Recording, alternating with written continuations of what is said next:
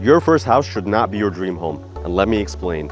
If you're a new buyer, especially in today's market, and let's say you're a young professional and you think you want to buy your first house that will be your dream house and has all the bells and whistles, think again. I would say that it's better to buy a multifamily property where you can rent out one of the units or two of the units or three of the units and then get that rental income to help you pay for your mortgage. And then after a year or so, you can rent that whole house out, and then at that point, it's an investment property that will probably cash flow positive. And from there, you can probably buy another property where that would be at that point your dream home.